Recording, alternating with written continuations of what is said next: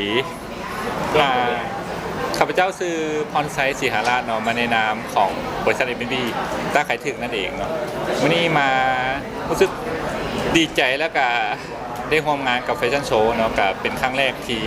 ที่เขามาในร่วมงานเนี่ยปกติแล้วจะเป็นทางต้าเองเนาะแต่วันนี้ทางต้าติดภารกิจกันเลยส่งให้เขามาเป็นตัวแทนให้ตื่น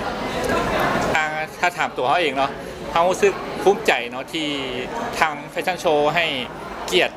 ในแบรนด์ของคนลาวที่ว่าสร้างตัวขึ้นมาเนาะก็รู้สึกดีใจแล้วก็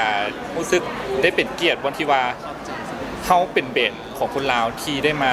ร่วมงานกับแฟชั่นโชว์แล้วก็ได้ร่วมงานกับไอบิวเนาะนี่ต้องขอบใจของไอบิวตื่นอีกทีนึงนะ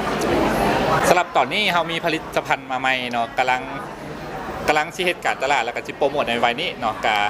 เกินไว้ว่าเป็นครีมบ็อกสิวเนาะก่อนหน้านี้เขาออกเป็นคลีนซิ่งเนาะคือในงานในบูธเขานี่มันมีคลีนซิ่งเข้ามาแต่ว่าเขายังไม่เอาตัวใหม่มาเทื่อเนาะแต่ว่าเขาซีเฮ็ดการตลาดแล้วโปรโมทแล้วกับแกรนด์พุดดิ้งอีกทีนึงเนาะแล้วการตลาดของเขานี่จะไปในหมู่ของ Gen Z หรือว่าวัยรุ่นยุคใหม่ที่ฮักมักสวยมักงามแล้วก็เฮ็ดให้แบรนด์ของคนลาวเป็นที่รู้จักหลายขึ้นเพราะว่าเขาไม่ได้เป็นแค่แบรนด์เขาเป็นของคนที่ตื่นมาแล้วใช้สินค้าของเขาเลยเนาะอย่างเช่นเต้าหัวจรดเท้า